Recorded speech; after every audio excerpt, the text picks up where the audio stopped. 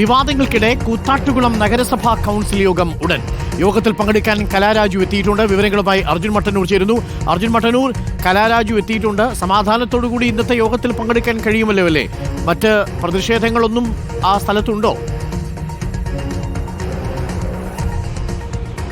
അരുൺകുമാർ, അവിശ്വാസ പ്രമേയ ചർച്ചയുമായി ബന്ധപ്പെട്ട സംഘർഷത്തിന് ശേഷം ഇപ്പോൾ ഇതാദ്യമായി കൂത്താട്ടുകുളം നഗരസഭാ കൗൺസിൽ യോഗം ചേരുകയാണ്. ഇതിൽ CPM കൗൺസിലറായ കലാരാജു അടക്കം പങ്കെടുക്കുന്നുണ്ട്. ഇത്തവണ ഈ 30 അജണ്ടകളാണ് പ്രധാനമായും പരിഗണിക്കുന്നത്. എന്തായാലും ഈ വിഷയങ്ങളടക്കം ചർച്ചയാകും. വലിയ തോതിലുള്ള പ്രതിഷേധം UDF ഉയർത്തും എന്ന കാര്യം ഉറപ്പാണ്. എന്തായാലും ഇപ്പോൾ അല്പസമയത്തിന് തന്നെ കൗൺസിൽ യോഗം ആരംഭിക്കും. നേരത്തെ ഈ സംഘർഷവുമായി ബന്ധപ്പെട്ട് എടുത്ത കള്ളക്കേസുകൾ ഒഴിവാക്കുക, അതോടൊപ്പം തന്നെ ഇത്തരത്തിൽ ഈ അവിശ്വാസ പ്രമേയവുമായി ബന്ധപ്പെട്ട് അന്ന് നടന്ന കാര്യങ്ങളൊക്കെ തന്നെ ഇന്ന് കൗൺസിൽ യോഗത്തിൽ ചർച്ചയാക്കുമെന്ന കാര്യം ഉറപ്പാണ്. ഇപ്പോൾ കലാരാജു അടക്കമുള്ള കൗൺസിലർമാർ കൂത്താട്ടുകുളം നഗരസഭാ കൗൺസിൽ യോഗം നടക്കുന്ന ഹാളിലേക്ക് എത്തിയിട്ടുണ്ട്. അല്പസമയത്തിനകം തന്നെ യോഗ നടപടികൾ ആരംഭിക്കും. എന്തായാലും ഇത്തവണ ഈ കലാരാജു എന്ത് നിലപാടെടുക്കും, അതിൽ പല വിഷയങ്ങളിലും ചർച്ച ചെയ്യുന്നുണ്ട്. സ്വാഭാവികമായും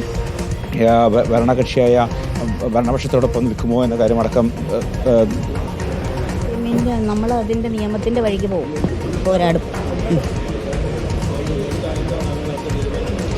നമ്മൾ ഇന്നത്തെ കൗൺസിലിലേക്കുള്ള ഇത് വരട്ടെ, അപ്പം നമുക്ക് നമ്മുടെ നിലപാട് നമ്മൾ വ്യക്തമാക്കും.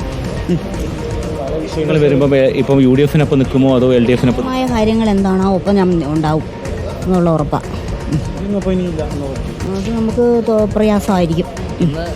UDF മുന്നോട്ട് വയ്ക്കുന്ന ഇതിനോടൊപ്പം നമ്മൾ ഇന്നത്തെ അജണ്ട വന്നു കഴിയുമ്പോൾ ന്യായമായതൊക്കെ ഇതിൻ്റെ കൂടെ നമ്മൾ ഉറച്ചു നിൽക്കും. UDF ചെയർപേഴ്സൻ്റെയും വൈസ് ചെയർപേഴ്സൻ്റെയും ഒക്കെ രാജി ആവശ്യപ്പെട്ടാൽ കലാരാജു ആവശ്യപ്പെടുമോ? അവർ നമ്മുടെ കൂടെ നീതിയുക്തമല്ലാതെ നിൽക്കുന്നിടത്തോളം നമുക്ക് അവരുടെ ഒപ്പം നിൽക്കേണ്ടി വരും. അതായത് കൗൺസിൽ സ്ഥാനത്ത് നിന്ന് CPM കൗൺസിലറായിട്ട് പോലും CPM-ൻ്റെ ചെയർപേഴ്സൻ്റെയും ചെയർമാൻ്റെ രാജി ആവശ്യപ്പെടുകയാണ്. നടത്തുന്നുണ്ട്. കാരണം അന്ന് മുതൽ എനിക്ക് ഹെൽപ്പായിട്ട് നിന്നത്, കാരണം നമ്മൾ ഒറ്റപ്പെട്ട ഒരാളാണ്.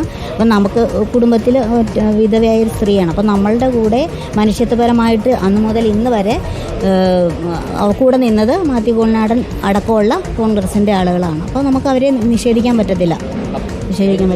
ഈ കൗൺസിൽ യോഗത്തിൽ ഇനിയിപ്പോൾ അത് നമ്മൾ ഇന്നത്തെ ഇതിൽ ഞാൻ വ്യക്തമാക്കും. നമ്മൾ ഇന്നത്തെ അജണ്ട വരുമ്പം ഞാൻ പറഞ്ഞല്ലോ, ന്യായമായ എന്ത് കാര്യമാണ് ആ കൂടെ ഞാൻ നിൽക്കും, സത്യസന്ധമായ രീതിയിൽ. പത്രസമ്മേളനം കോൺഗ്രസ് MLA-ക്കൊപ്പമാണ്. അപ്പോൾ ഇനിയുള്ള രാഷ്ട്രീയ നിലപാട് കോൺഗ്രസിനൊപ്പമായിരിക്കും എന്നതാണ്. അല്ല, ഞാൻ പറയുന്നത് നമ്മൾ അന്ന് മുതൽ ഈ കോൾനാടൻ MLA ആയിട്ട് ബന്ധപ്പെട്ട് തട്ടിക്കൊണ്ടുപോയി എന്നുള്ള ആരോപണമാണല്ലോ മുന്നോട്ട് വന്നത്.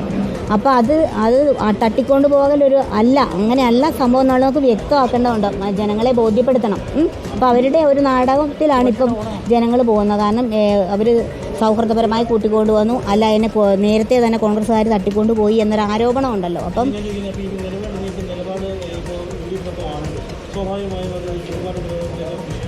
നമുക്ക് പാർട്ടി എടുക്കുന്ന തീരുമാനത്തോട് നമ്മൾ രാജിവെക്കുകയല്ല.